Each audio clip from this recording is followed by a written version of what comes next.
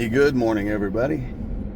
This is Tommy on my way back to work today. And it's Saturday. I believe it's June 26th, June 27th, somewhere in there. But today, there's the signal. I got a slow leak in one of my tires. It keeps going down. I keep having to air it up. I need to go in and get it fixed. That's one of the things I could talk about today is I got a tire that's got a slow leak. Why do I talk about a tire with a slow leak? Well, much like somebody like me who has ADHD, I have a slow leak. And I guess the comparison there is it's really about procrastination. And fortunately, it is a slow leak, so I haven't had to actually get it done. I haven't had to go and have it fixed because I can air it up. I've got a compressor at home. I can air it up once every 4, 5, 6 days and I'm fine. But I really should take it down and get it fixed. It's probably got road hazard. I'm pretty sure all my tires have road hazard on them. So whatever it is, whether it's the stem, if it's stem, it's $4 or something. If it's in the sidewall, that's a problem, obviously. But if it's, if it is a road hazard thing, I could just take it down to the place I bought it and just get it fixed. But I don't do it. I've got tomorrow morning, Monday, I'm off from work, and tomorrow's Sunday, so Sunday, Monday, I'm off from work. I could easily go down there and do it. I just don't do it.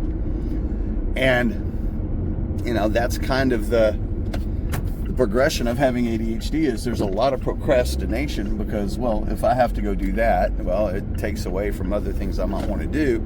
And since it's a slow leak, well, guess what? I can wait. And it's the same thing. When you have ADHD, slow leaks are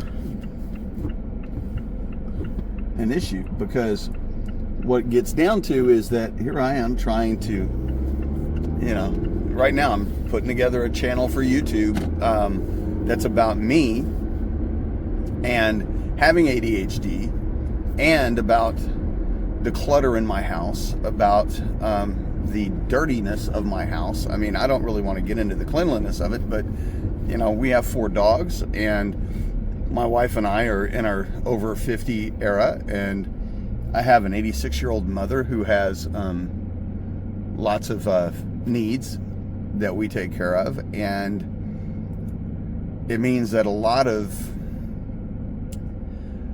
our time and energy goes into just getting up and going to work, coming home, doing our laundry, doing the dishes, making dinner, taking care of our dogs, taking care of my mom, and the house is what suffers. Clutter, along with, the dogs come in and out. Our house is basically falling apart around us, slowly, but it's still, again, it's like a slow leak. And that's, the analogy there is it just hit me this morning talking to you guys. It's the analogy of a slow leak. That's kind of what it is. We're slowly leaking. Our house is leaking away. The cleanliness and clutter in our house is slowly creeping in, getting worse. And versus going away, it's getting more and more. And it's not because we're hoarders. It's not really because we're lazy. We're just tired. But the thing about having ADHD that is connected to it is that if you know somebody with ADHD, if you have ADHD, you know as well as I do that the hardest thing to do is to try harder. The harder you try, the harder it is to do it. And it is amazing to me that sometimes you forget. I forget. My wife definitely forgets about,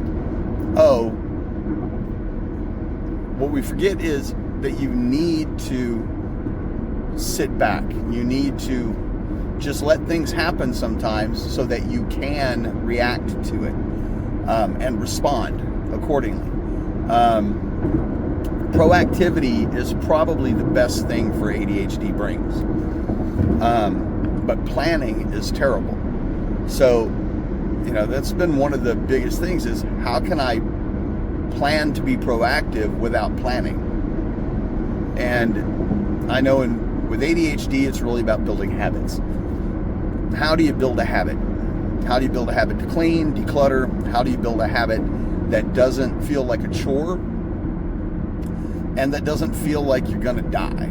And I think this is really what it comes down to. I feel frequently like I'm going to die because of, and I will say it is hyperbolic. It's completely hyperbolic. I believe it's a straight up function of the amygdala for somebody with ADHD, that perhaps our amygdala is overactive. The release of norepinephrine kicks in, adrenaline kicks in. Now you're in fight or flight mode all the time. And I know I'm in fight or flight mode all the time. And I know it because there was a period of time where I was taking Concerta on 2 different occasions when I had insurance and I could afford it. When I took the Concerta, I could feel when the fight or flight mode went away. I would get up in the morning, I was already in fight or flight mode. I'd take my first pill, 10 minutes later, boom, it goes away. And you can feel it. It's like a veil dropping. My wife was on it too because she has ADHD. And that's exactly how she described it. And it changes the way you perceive the world around you. And not in a high way, not in a, altered states way per se, but it makes me feel normal. And without it, even at 60, I don't feel normal. I feel like I'm skitsy. And I didn't know really how that felt until I'd done Concerta. And once I was on Concerta, it's just like, wow. Because on Concerta, I could be way more normal. I didn't have all the skills I needed. Because, when you have ADHD, one of the things it does is it prevents you from learning skills, life skills and things like that. Because, we rely on the reward system that our biology has created for us to repeat things. Whenever something's successful and it's in your best interest, you generally get a dopamine reward. You feel good. Oh, it makes you want to repeat. So you repeat the process. And that's something that I don't get generally. So I can repeat a process over and over and I still feel like, nope. No, it doesn't matter. Start over. Start from scratch. Anyway, I think that's where I'm going to leave you today. I don't know that I actually provided you any information or myself any information. Nothing I didn't already know, really. But if you don't know about ADHD, if you've not looked into it because, whether you don't have it or whether it's, somebody you know and you just want to know about it, what I've told you, that's my experience. That's some of my wife's experience. That's the information I've learned from my studies and talking to medical professionals about it. And, go look it up for yourself. You'll find out that, I think what I'm telling you is pretty accurate. I know it's accurate for me.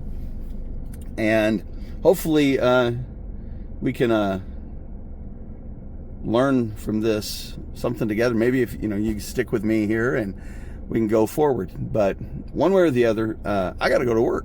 So you guys have a great day. Thanks so much for listening, and I'll catch you next time. Bye-bye.